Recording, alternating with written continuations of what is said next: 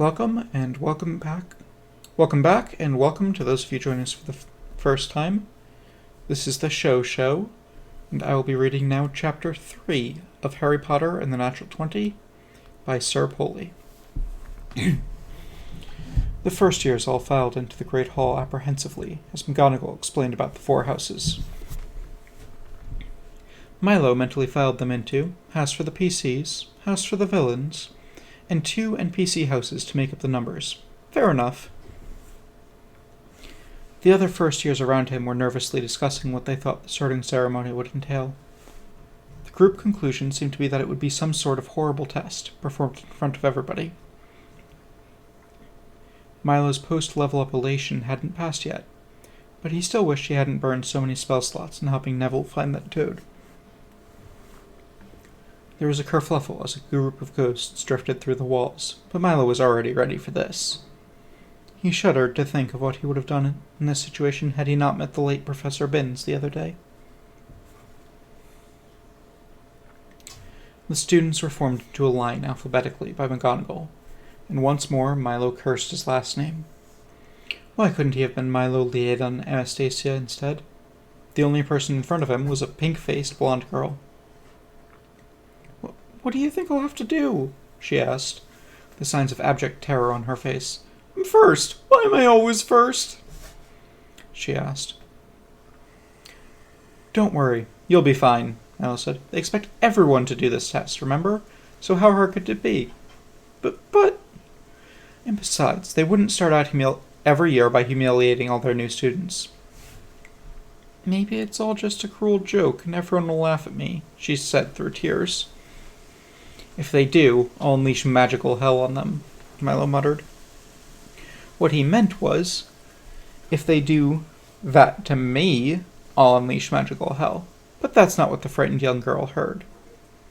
You would? For me? Thank you." "Don't mention it," Milo said, slightly embarrassed, and cast about for some fairly generic encouraging platitudes. "You're braver than you think. Just keep that in mind and confidently walk up there, and whatever happens, happens. There's bravery in everyone, you just have to look," he finished, somewhat lamely. "When I call your name, you will put on the hat and sit on the stool to be sorted," McGonagall said to them. "Abbot Hannah." The girl looked determined as she walked up to the stool, and while in another life she might have been sorted into Hufflepuff, not that that's anything to be ashamed of course. Perhaps it was because she was thinking, "I'm braver than I think, I'm braver than I think, I'm braver than I think," when the hat was placed on her head. It only took a moment before it bellowed, "Gryffindor!" "Anastasia Liedon Milo," McGonagall said. "Well, here goes nothing." "Gryffindor!" the hat shouted after barely touching his head. His new house applauded as if it wasn't already a foregone conclusion. Gryffindor was clearly the house for main characters. To confirm his suspicions, Neville, Hermione, Ron, and Harry were all sorted into Gryffindor. Although, oddly, the hat seemed to have a hard time deciding with Harry. Draco and his minions, however, were sent to Slytherin. Milo wondered briefly what would have happened if one of Crabbe or Goyle had been sent to Gryffindor, or perhaps even worse, Hufflepuff. Milo looked around the tables and found that, oddly, the plates and dishes were all empty. He shrugged and pulled his everlasting rations out of his utility belt and started munching. "What you got there?" asked Hannah, who had, for some unimaginable reason, sat next to him at the table. On Milo's left was Hermione, followed by Harry, Ron, and Neville. "Everlasting rations," Milo explained, gesturing to the blue silk pouch.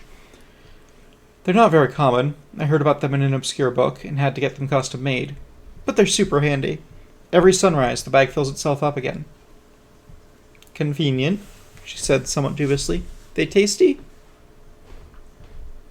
"You know, I don't think anyone's ever asked that before." He thought about it for a moment. "Tastes a little like granola, only even less." She made a face. "You don't think we were supposed to bring a lunch, do you?" They will feed us? She asked. Milo shrugged. Hermione? He asked, on the assumption that she'd know. Hermione paused briefly, as if doing a mental catalog search for the relevant information, before reciting, as if from memory. Hogwarts is world-renowned for owning some of the best cooking elves, and prides itself in never having one complaint for its dining experience. Durmstrang Academy, by comparison, has received 444 complaints as of the 1991 5th edition of this book, she said. It's in Hogwarts, a history. You should read it sometime. Elves? Milo asked incredulously. For cooking? Milo had never known an elf to approach within 20 feet of a frying pan, and doubted that a single solitary potato the world over had ever been peeled by delicate elven hands. Milo was convinced that they were holding out on a rare arcane version of create food and drink, because otherwise their civilization would have crumbled to dust about 2 weeks after creation. Wish I was rich enough to own an elf, Ron said dreamily. I'd never have to clean my room again.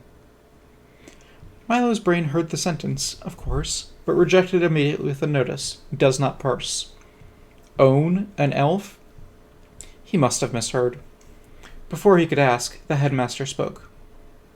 Welcome, Dumbledore said. Welcome to a new year at Hogwarts. Before we begin, I would like to say a few words, and they are nitwit blubber augment tweak. Thank you.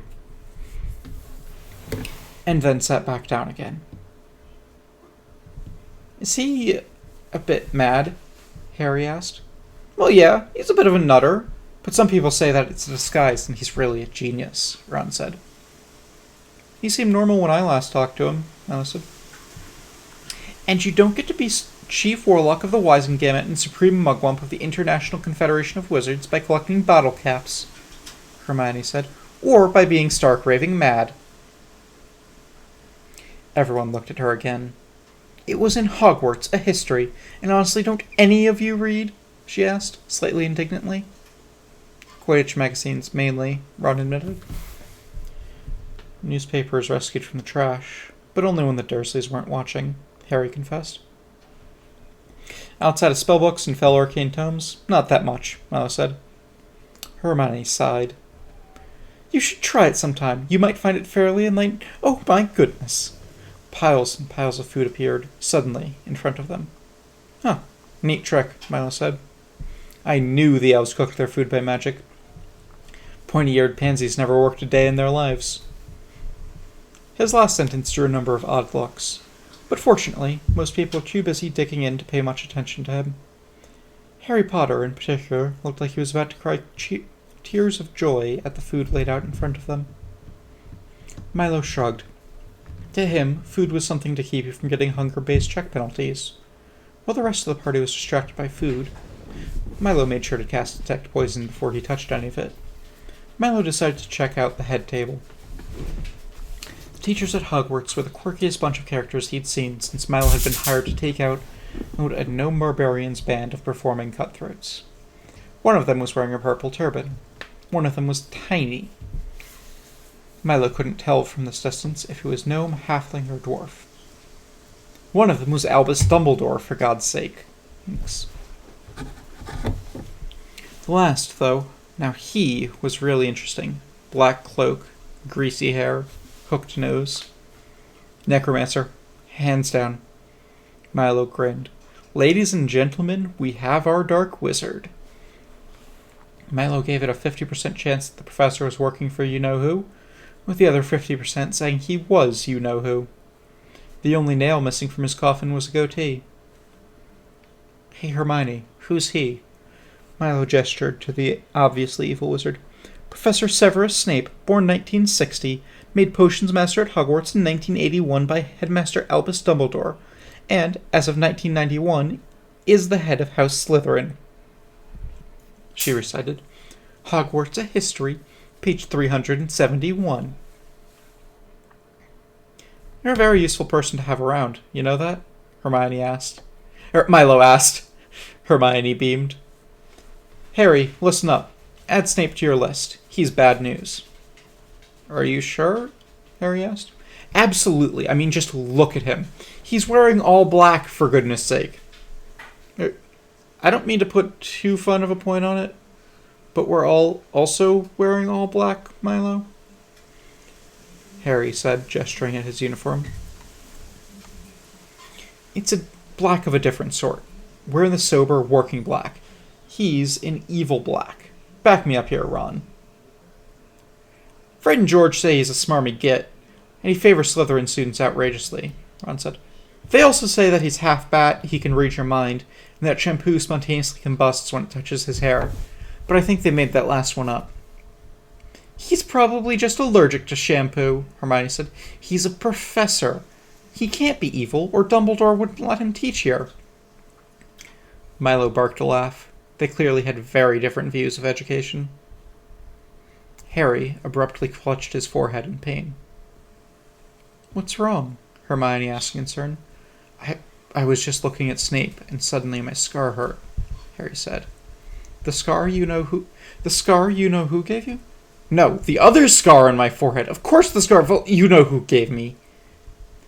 Harry snapped. Hermione blushed slightly.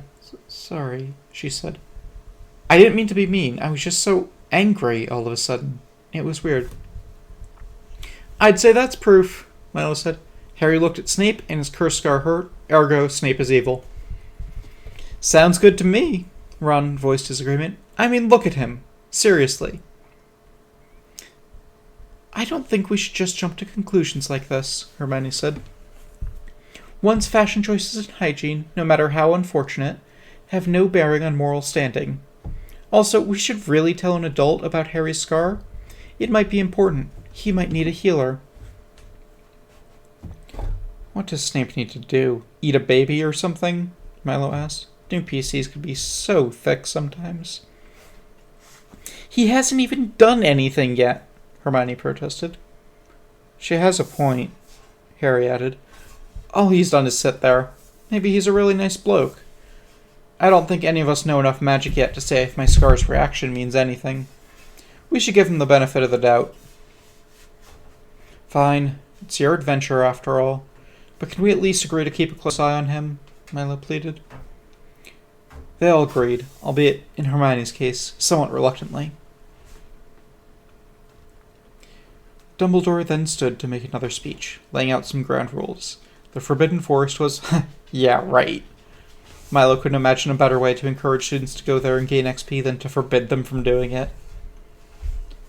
Milo's ears really perked up at hearing about the forbidden, trapped, mysterious corridor, however. Harry laughed when Dumbledore said that anyone who investigated would die a painful death, but nobody else did. The headmaster was serious. Milo grinned.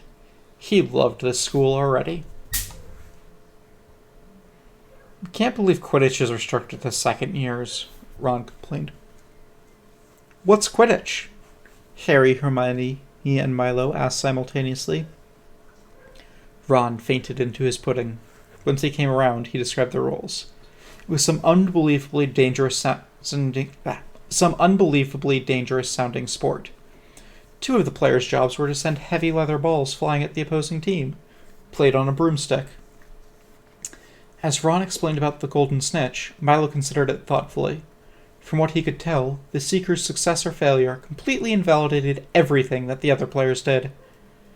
It was as if the sport was set up entirely to give Seekers a backdrop to compete against. I like it, Milo said.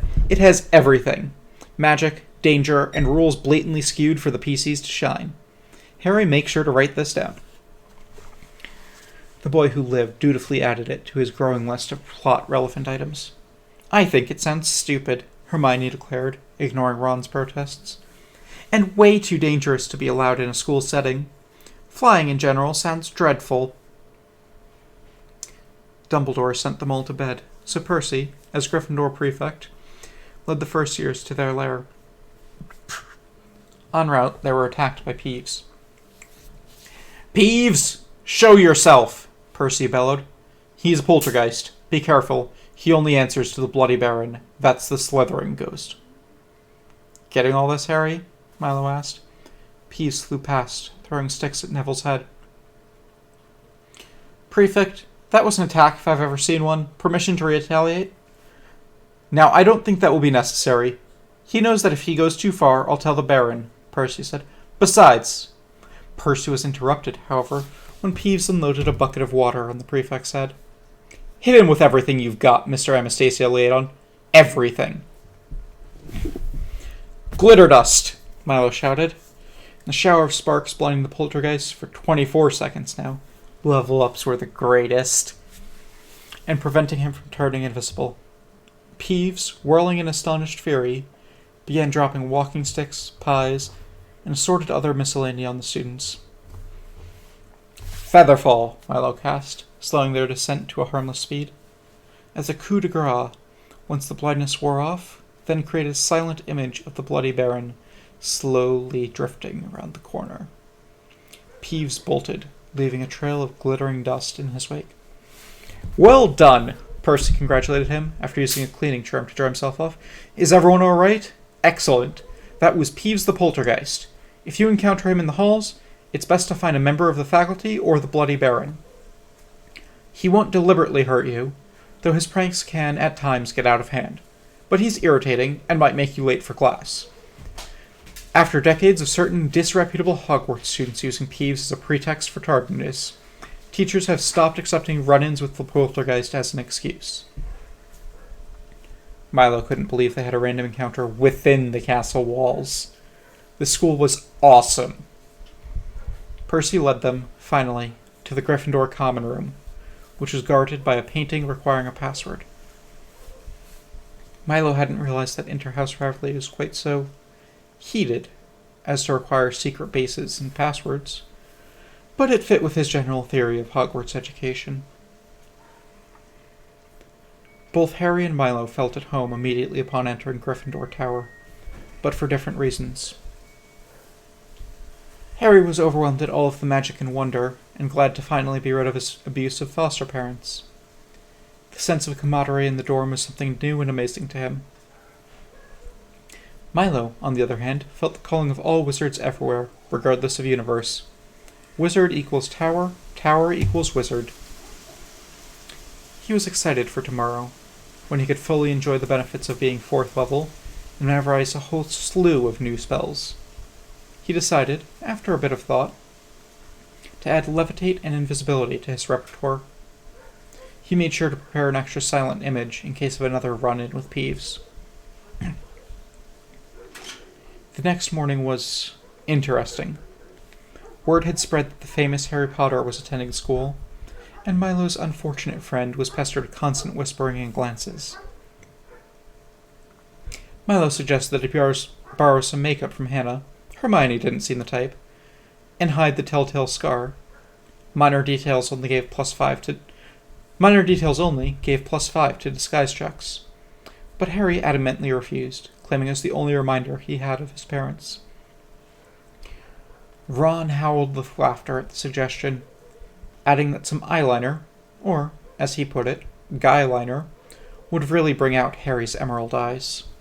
He's not wrong. The first class was herbology, which Milo figured was safe enough. He was a bit concerned that learning about plants meant he might be obliged to invest skill ranks in knowledge nature, or, Vecna forbid, survival. But after clarifying that it was magical herbs they were studying, Milo was quite convinced that his knowledge arcana would be up to the task. History of magic was likewise no trouble at all. Milo spent the class trying to figure out what his immediate response would be when the ghost of Professor Binns invariably snapped and started joining the students' constitution scores, or when an evil cleric showed up and seized control of the undead professor with Command Undead. Professor Flitwick apparently taught charms, which was a problem for Milo. As a specialized conjurer, he was obliged to drop 2 schools of magic. He chose necromancy, he didn't look good in pale makeup and mascara, and enchantment. He was uncomfortable about mentally controlling people. The charms sub-school fell neatly into the second category of spells, which Milo was forbidden from casting. Fortunately, the excitable professor, who Milo was convinced was some sort of deformed gnome, fainted dead away when he called Harry Potter's name while taking attendance. "What have we got next?" Milo asked Ron. Let me check," Redhead said, patting his pockets for his schedule. Transfiguration with McGonagall. I hear she's really strict. Transfiguration, eh? That might be a problem. Milo frowned. That would involve, presumably, performing actual magic with a wand. Something Milo hadn't even tried to do. He was worried that if he'd actually succeeded, he might end up as a multi-class wizard, and be doomed to spend the rest of his days as a walking joke of a character. Why is that? Asked first-year NPC. The other Gryffindors had started following Milo around between their classes, after word spread that he could scare off Peeves. Professor McGonagall was so astonished that the entire class arrived on time. Apparently, that had never happened before, that she awarded them 5 points for Gryffindor. After then warning them of the dangers of transfiguration, she told them to try and transform a matchstick into a pin. Milo broke out into a cold sweat, staring at the stick in front of him. Surely wizards in this plane couldn't cast polymorph any object at first level. That was an 8th level spell. Milo felt a bit foolish waving his wand around ineffectually, but he really wasn't sure what else he could do. Hermione, sitting next to him, had managed to turn her matchstick silver. Milo's eyes narrowed. Prestidigitation, he murmured. It was a cantrip, a 0th level spell, used for practice by novice casters. But it was also one of the most versatile. Milo preferred to think of it as least wish. One of its many effects was that it could recolor an object temporarily. He then sat back smugly in his desk chair, satisfied with the job well done. McGonagall passed by, giving encouragement and pointers to the struggling students she passed. Upon reaching Milo, however, she frowned and stared at the silver matchstick. To Milo, it was indistinguishable from Hermione's. McGonagall picked it up, examined it very carefully, and dropped it on the desk. It made a quiet, wooden tick. Mr. Anastasia Leodon, she said sternly, did you paint your matchstick? No, Professor, he stammered. Drat, cursor across class ranks and intimidate. Then bravo! 1 point for Gryffindor, she said grudgingly, before walking to Hermione. She frowned and gave hers the same examination. She dropped it, and it gave a silvery metal ping upon colliding with the desk. Well done, Miss Granger. It has been many years since I have seen someone change anything more than mere color on their first try. 2 points for Gryffindor. Hermione turned slightly pink, and shot Milo a smug look when McGonagall passed by. Next was potions, with the Slytherins no less. Whoever is involved in the scheduling of classes, Milo thought, should be awarded a medal. He couldn't think of a possible scenario that would lead to greater conflict than the obviously evil head of the obviously evil house, teaching the heroes and the villains together. Put a PC in a powder keg like that, and there'd be an explosion, sure as sure. Milo was the only Gryffindor smiling when they entered Snape's dungeon. Dungeon. It had been far too long since Milo had been in a proper dungeon. Now all they needed was a troll or two to complete his day. Milo didn't know what, specifically, was going to go down in the dungeon, but he knew someone was going to start a fight, and he knew who was going to finish it. He chose his desk warily, deciding to go right in the dead center.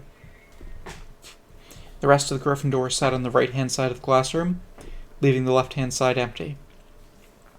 A clear message for the Slytherins, whenever they deigned to arrive. From the border between the two groups, Milo could safely target the entire Slytherin first year with a well-placed spell in the first round of combat. There is an infrequently used rule, and Milo loved infrequently used rules, called the ready action. The character can, on his turn, ready an action to do something specific when certain triggers, which he chooses in advance, occur, immediately. It allowed rapid action, as long as you were prepared enough.